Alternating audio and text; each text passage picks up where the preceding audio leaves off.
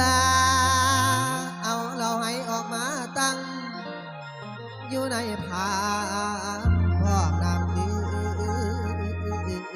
มกินให้ซึมแล้วก็ป้อนมาอยู่ย่องบอกคนหลักฐานบ่กินก็บ่แล้วหลักฐานบ่กินก็บ่ได้พิธีใหญ่ประเพณีกินให้เซ่แล้วมายุกใส่เหล้าขาวลงไปพอละบ่มียอมจนเมาเตียสั่งเอาเบียร์มาไว้เติมเสริมเครื่องเสียงแล้วก็เว้าซุ่มคนเท่าเพิ่นมวนกัน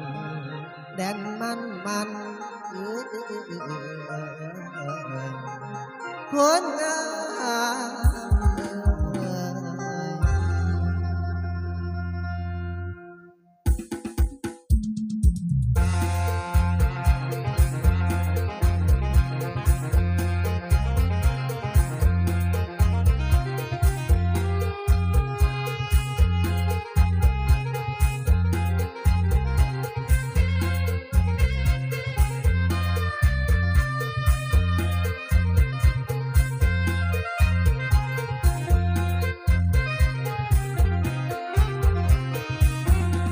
โอ้ยท่อนางมาถึงแล้วฟังเสียงแซ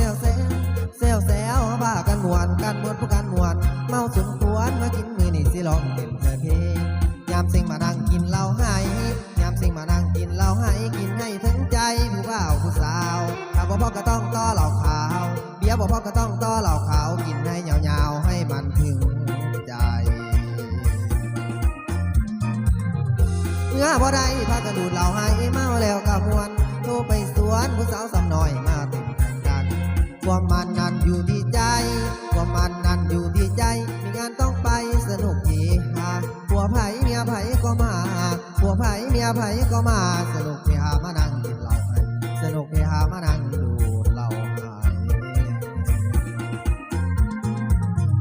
เมื่อบ่ได้พากันดูดเหล้าให้จนแจงจังบางยังกะสร้างก่อแต่เพียงได้ปอดเขาหย่อนใส่แข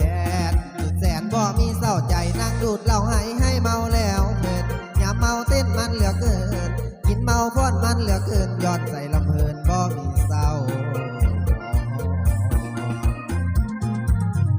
มาที่น้องมากินอีกงานดอกมาสลองเงินใหม่เงินใหม่เพื่อนใหม่กินลงไปให้หายความเศร้าความเบาบ่มีกินมือนี้มีแต่มวนกระเมากินมือนี้มีแต่มวนกระเมาสร้างมาเท่าพวกหมอกนอนกัน